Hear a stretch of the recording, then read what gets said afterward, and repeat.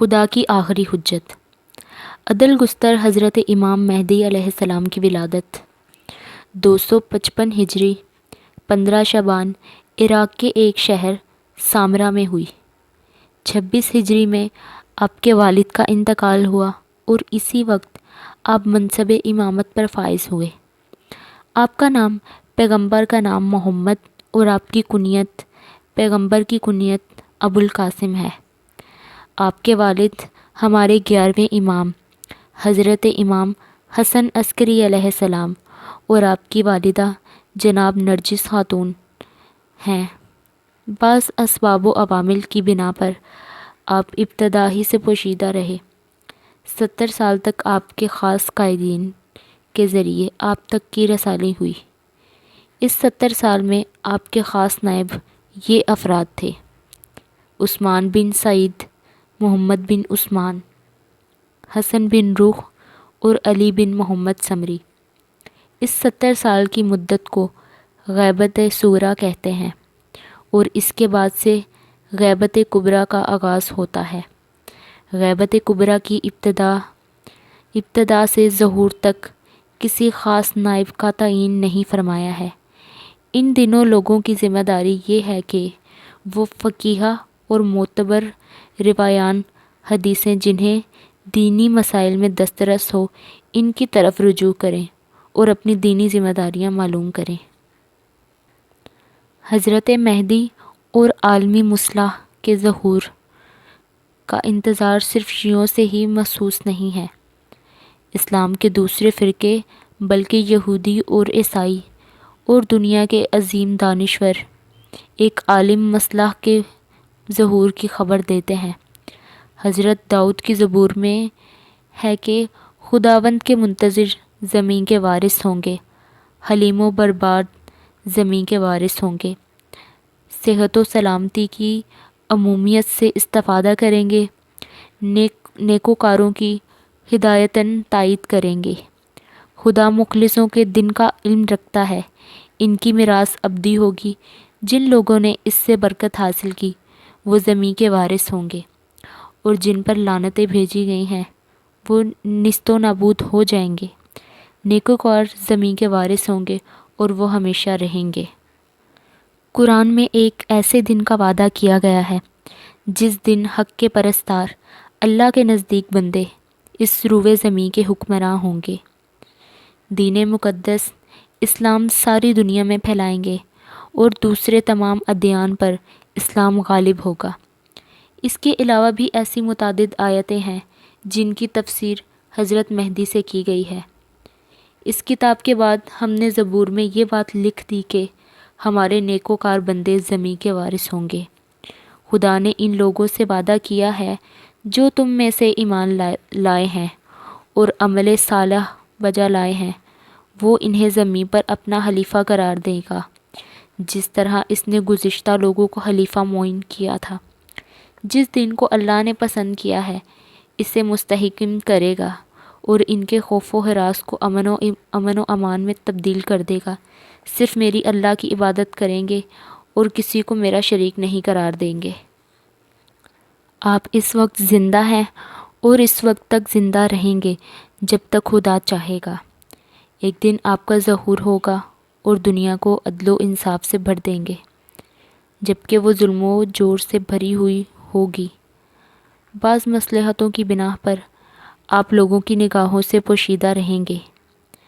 جب آپ تشریف لائیں گے خدا وہ دن جلد لائے، کعبہ کی دیواروں پر تکیہ دے کے اپنے دوستوں کو صدا دیں گے۔ اس وقت 313 افراد آپ کے پاس جمع ہو جائیں گے۔ جناب عیسیٰ آسمان سے روئے زمین پر تشریف لائیں گے اور حضرت کی اقتداء میں نماز جماعت ادا کریں گے۔ دنیا کے گوشہ گوشہ میں اسلامی تعلیمات اور اسلامی احکام پھیلائے جائیں گے اور آپ کی حکومت میں یہ دنیا جنت ہوگی۔ حضرت کے سلسلہ میں جو حدیثیں شیعہ اور سنی علماء نے اپنی کتابوں میں ذکر کی ہیں وہ بے شمار ہیں۔ پیغمبر اسلام نے ارشاد فرمایا کہ میرے فرزندوں میں قائم اس عہد کی بنا پر جو میری طرف سے ان تک پہنچے گا، ایسی غیبت اختیار کریں گے کہ اکثر لوگ یہ کہنے لگیں گے کہ خدا کو آل محمد کی ضرورت نہیں ہے۔ بعض افراد ان کی ولادت میں شک و شبہ کریں گے۔ جو شخص اس زمانے کو پائے وہ اپنے دین پر ثابت قدم رہے گا۔ شک و تردید کو اپنے خیالوں میں جگہ نہ دے، شیطان کو اپنے اوپر مسلط نہ کرے، ورنہ وہ اسے میرے دین اور میری ملت سے خارج کر دے گا۔ حضرت امیر المومنین علیہ السلام ارشاد فرماتے ہیں کہ ہمارے قائم کی غیبت ایسی ہوگی جس کی مدت طولانی ہوگی۔ ہوشیار رہو، جو شخص اپنے دین پر ثابت قدم رہے گا وہ غیبت کی طولانی مدت سے سنگ دل نہ بنائے گی، دین سے منحرف نہ کرے گی، وہ قیامت میں میرا ہمدرجہ ہوگا۔ رسول خدا کے بعد امیر المومنین علیہ السلام کو اور ان کے بعد ان کے 11 فرزندوں کو بعد دیگر امام معین فرمایا ہے۔ یہ بات یہی ہے کہ امام زمانہ کی بھی وہی ساری ذمہ داریاں ہیں جو ان سے پہلے اماموں کی تھیں۔ اگر رکاوٹیں نہ ہوتیں تو دوسرے اماموں کی طرح یہ بھی ظاہر ہوتے اور لوگ ان سے تمام تر فوائد حاصل کرتے، لیکن امام زمانہ ابتدا ہی سے نگاہوں سے غائب کیوں ہیں؟ اس سوال کے جواب میں یہ کہا جا چکا ہے کہ خداوند عالم کی حکمت پر اتفادہ دو۔ ایمان رکھنے کے بعد ضروری نہیں ہے کہ ہم غیبت کا فلسفہ اور اس کی علت تلاش کریں، کیونکہ غیبت کی اصلی علت نہ جاننے سے ہمیں کوئی ضرر نہیں۔ بہت ہی ایسی چیزیں ہیں جن کی علت اور فلسفہ سے ہم ناواقف ہیں۔ یہ بس اتنا کافی ہے کہ ہم بے پناہ حدیثوں اور دلیلوں کے ذریعہ یہ یقین رکھیں کہ خدا نے اپنی حجت کو بھیجا ہے اور بعض مصلحتوں کی بنا پر ہماری نگاہوں سے دورہ پردہ غیبت میں رکھا ہے۔ عبداللہ فضل ہاشمی کا بیان ہے کہ میں نے حضرت امام جعفر صادق علیہ السلام کو فرماتے ہوئے سنا کہ جب صاحب الامر کے لیے یقیناً ایک ایسی غیبت ہوگی جس میں اہل باطل شک و تردید میں مبتلا ہو جائیں گے۔ میں نے دریافت کیا کہ یہ کیوں؟ فرمایا ان علل و اسباب کی بنا پر جن کی بنا پر کرنے کی ہمیں اجازت نہیں ہے۔ عرض کیا اس کی حکمت کیا ہے؟